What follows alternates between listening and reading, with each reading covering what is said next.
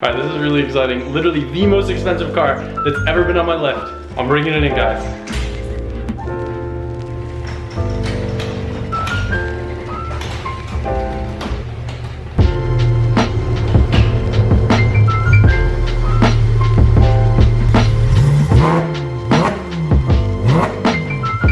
Well, look what you have here. A 991 GT3 RS. Literally my dream car. Trading it for the Mustang. You're crazy. You're crazy. Straight up? We doing straight up? Yeah. In case you guys don't know Matt already, his claim to fame is basically that he's the previous owner of my Mustang. So. Oh, right. Yeah. I'm just thinking that too. So if you don't know Matt, he helped me with the whole garage project. He's got a crazy channel of his own. Obsessgarage.com. Oh, because I can't read your shirt. Oh, sure. Yeah. I'm just kidding. But anyway, he came by because there's no like dealerships that he trusts working on his car. So he thought he'd bring it to the LZ shack. Yeah. Dude, wait till you see my drawer of adjustable wrenches, man. Let me see. Dude. Oh, actually, I was hoping it would be a mess. Pittsburgh, nice. Harbor Freight special, yeah. These are gear wrench though, these are legit. Yeah. Somewhat. This is better quality than your watch. Oh yeah. Is that a Rolly? No. Okay, I don't know watches. So we're gonna fix things today. If you don't know already, this is like my dream car. So it's pretty crazy that it's in my garage right now and it's mine. Oh yeah, I guess I should update the fact that you got rid of your 991 GT3, and I guess you got rid of that and the Mustang. Did you trade it in for this? No. I traded the GT350 and the Tahoe for the Raptor, the new Raptor. And then I traded the GT3 for this. You're crazy. So I technically got rid of one car to get this. Two cars to get this. So, it's a white 991 GT3 RS. Have you done anything to it so far, Matt, other than lower it and put an exhaust on it? Well, in catless headers, so done in catless headers, done in side muffler delete, done in center section, which makes like 40 horsepower, 35 horsepower. That's sick. Of course, nobody believes me. But it legitimately does. We could throw it on a dyno. Yeah, well, it's too late because I didn't do a baseline. True. But on my GT3 I did it and we gained 70 horsepower, so. That's sick. RSs don't gain as much as it's 4 liters. Car is also entirely wrapped in clear vinyl. It looks really good. I've never like seen a clear wrapped car in person, or maybe I just haven't noticed. Suntec Ultra. It's got these sweet yellow seat belts. Honestly, my favorite thing about the car. Yeah, it's the thing I hate the most. It's I know. Yellow. What's cool about Yellow it too? should never be in the interior. Porsche has like the sickest build quality, and believe it or not, they actually installed this seatbelt backwards. Well, I think all of them do. Really? Yeah, because my buddy just texted me and said, yeah, mine was backwards too, so it gets bound up. See that? Am I stupid or something? Like it should be like this.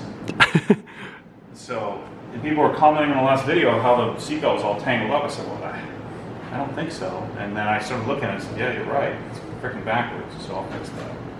So, needless to say, Matt's gonna order a new car because he doesn't like the seatbelts.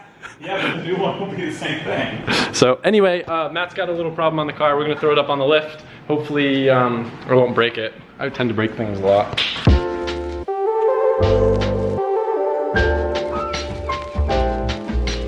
All right, so GT3 RS on the lift. Yeah. It always makes me nervous putting a car up there. Yeah, I mean, it makes me nervous, and my cars are worth like not even 1/100th of this. So looking underneath, we'll see if we can spot any. Oh, what is this? Plastic under tray on a car? What? Look, none of my cars have all this stuff. That's fancy. Oh, yeah. That's so when you're going 180 miles an hour, your car is more aerodynamic. Oh, I see the problem right here. You pizzaed when you should have French fried, Matt. What I needed was some zip ties for this. Yeah. Sure. We got plenty of those here. Oh, this is some interesting vacuum line. Did they give you this with the kit? No, I just had it laying around. Oh yeah, this is like plastic. They normally give you a kit, but I already had this exhaust on my other. This is the same headers and same side mufflers as my GT3. Huh. And so I didn't save this stuff. So I had to buy some more line. This does nothing important. This is just a vacuum line that goes to the exhaust valve. So he's had a drony car. I got a very cool solution for you though, Matt. This stuff is as heat resistant as it gets. You just slide this over. Some good stuff, right? Oh yeah. Will this fit in there? Should. If not, we'll make it fit. I think one of the coolest things about Matt is like he legit does all the work on his GT3 RS well, I guess it would have been on your GT3 and on this car himself. So like he has videos installing the exhaust and headers and changing the oil and stuff. Then I get all the crap because I didn't do my S2000 by myself because I paid someone to do that. Yeah, but you're working on like the most baller car that people spend tens of thousands of dollars. These are the easiest cars to work on because like everything comes apart and just goes right back together. Well, perfectly. They probably designed it to be like a race car since it's based off the race car, so everything like should be easy to access. This whole bumper cover, it's like 1, 2, 3, 4, 5, 6, and then 4 screws up top, pops off, and then goes back on. You know, like if you took the bumper off of that, like trying to realign it is brutal. Yep. But it's perfect. I've had the bumper off of these things like a dozen times. I just want to film the headers real quick. Like, look how easy it is to access the headers. I guess you can't really see because it's dark in there, but just take my word for it. 9 bolts. Part of the dream is that maybe one day we'll both own 991.2 GT3RSs and we can install everything together side by side. We get matching jackets. Yeah. Like we can act like we're a Porsche race team. Straight piped 991 GT3RS vacuum line install complete. Look, a mat in his natural habitat. Don't do this though. If you don't know what you're doing, don't wipe the car. I was getting ready to get in the passenger seat. Oh boy. Don't kill me. Oh boy. Oh boy. We all know how this ends. We're going to the Smoky Mountains, Matt. Oh, I love these buckets. I sat in one in the passenger seat of Sean's car. Yeah, you fit way better in it than I do. These are sick. These are the seats that I wanted to order for my BMW, but they're like 20 grand, so I said, nah. I'm excited. I'm not trying to die here, so. Okay. Ooh, I'm actually sitting kind of far back. Is this where you sit? Yeah. Full cold. 25 miles an right hour. now. No, I'm just kidding. 0 to 25, that's all you're allowed. Might want to put it in manual. Normal size people. I'm back. You're gonna make me have to get one of these, man. Yeah. People give us a hard time because it's not a manual, right? Dude, I love the dual clutch transmissions in the Porsches. You're in full control, you know, like we just came to a stop and they told you to pull the both paddles to engage neutral. It's just a better way to do it. Oh, it just wants to go, Matt. I gotta wait till we're in a road with a higher speed limit. Get on it a little bit here. Are you ready? Yeah, I'm ready.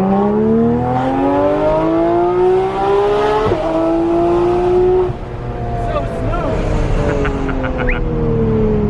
Oh, what was that noise? Uh-oh. Oh, He boy, would be. That's KA band, dude. That's the real deal. Oh boy. Dude, why the hell is that? It's making like a squeaky noise. I just got it yesterday. I don't know how it works.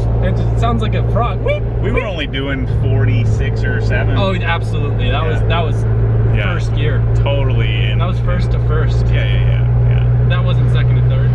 I think the GT350 like feels faster because it's so much more rowdy. You know what I mean? It would probably pull on this. You think? It would be close. Yeah. I've never tried, but my guess is it would be close. One of the things I love about the GT3s and the GT3RS is like to the average person, they don't really know it's something that special. So like I feel super cool because I'm in a really cool car, but I don't feel like people are like staring at me because I'm in a janky 240. You know what I mean? Yeah. It makes me feel special. What are you doing? Had our little Chipotle mandate. He's let me drive again. I guess I didn't annoy him too much, huh? Well, it's short enough that I didn't feel like I was gonna die. Let's see what this baby will do in first. You ready? I'm ready. Man. You got a little loose there. Did it? Yeah, I think so. Yeah. Loose in a GT3 is like, oh, did you feel the wheels hop a little? It's so planted. I feel like the 325s, like the wider, like I feel like I break these loose more than I did on the 305s. Really? The GT3. Interesting. Maybe they're a little flatter, bigger contact patch.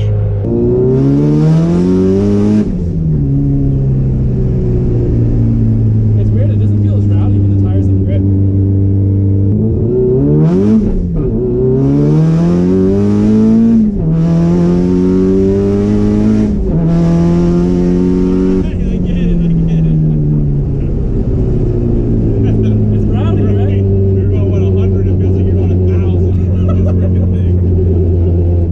Matt, what'd you think?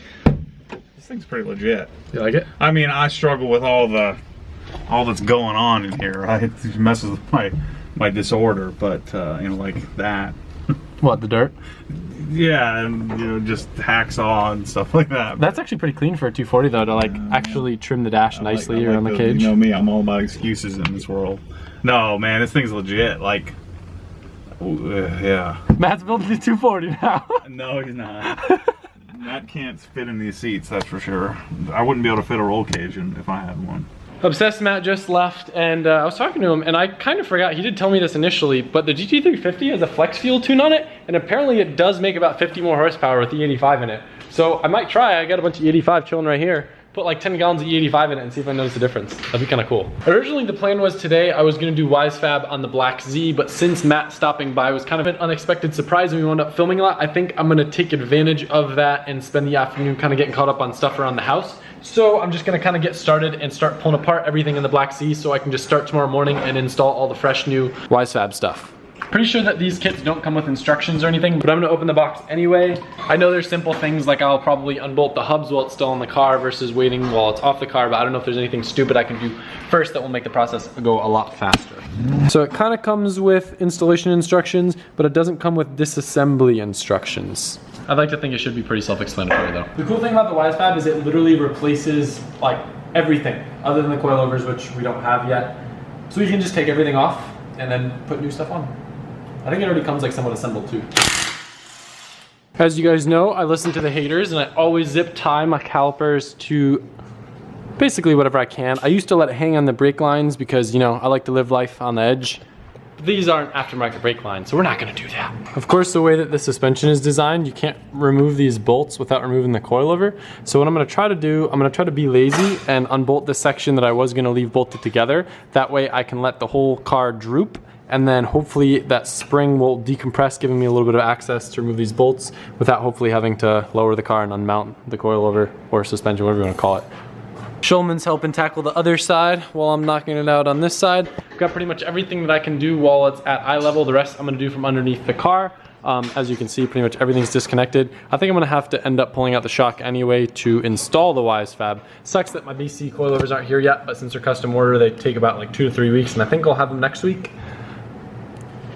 But those will be easy to toss in. So essentially the only thing holding it still here is the tie rod and this arm right here. So we'll throw it up in the air, unbolt this big brace, and it'll be out. I think I got all the bolts for this off. I don't really know how heavy it is though, so I might be getting myself into a tricky situation. So Matt, get ready to drop the camera and come to my aid. I'm laying on the ground with the subframe on my neck. Oh, you gotta be kidding me. What?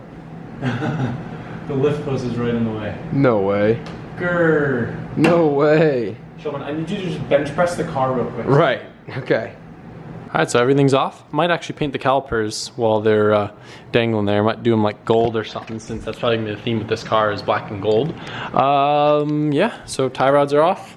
Pretty much everything is off suspension-wise, and we're ready to drop the WiseFab in. Just gonna take the hubs. I guess I don't even need to do that right away. I could start putting the WiseFab in. Maybe I'll do that. And then I just need to pull some pieces off these so I can put the hubs on the WiseFab, and should be pretty simple. Got a little makeshift paint booth so we don't get overspray all over the Swiss tracks. Cradle it from behind, so that way it kind of, oh, we should probably tape the bottoms. Yeah, I should probably do that. That way, man, this looks so lame. But I used to not even care about overspray, but then the Swiss tracks started getting icky looking, so. I'm gonna end this video with something stupid that hopefully you guys can laugh about. Painted the calipers gold. They look amazing. I love this color. It's VHT paint. It just looks very nice. It doesn't look cheap like red can look sometimes. And then I realized, wait, crap, gold wheels are going on the car. So it's probably gonna look kind of lame having gold calipers through gold wheels. I don't know, maybe it'll look cool. Maybe I should have done like a little bit of a different shade of gold instead of ones that are gonna blend in, but I don't know. I'm A, talking very fast. I'll try to slow it down. B, I'm very excited that I made the choice not to do the WiseFab tonight, because it's taking everything in me not to do it. But I've already done so much today, and it'll be really nice starting fresh tomorrow with everything already out of the car. I'll use the time to edit the video so I can start early and get a head start of the day, and I think this is gonna put me on a better schedule, which hopefully in theory will give me more energy in the videos. I don't know if you guys can tell already, I've been on a little bit better schedule and it's making such a big difference. So massive thank you to you guys. I'm very excited to get this car together. Slowly but surely, it's coming along. By the way, the winner of the Cream Z, as well as the winner of the Cosmos wheels and the BC coilovers have been contacted. I'm just waiting on all three to send back the paperwork so I can release the names and talk about everything in a video. Very exciting.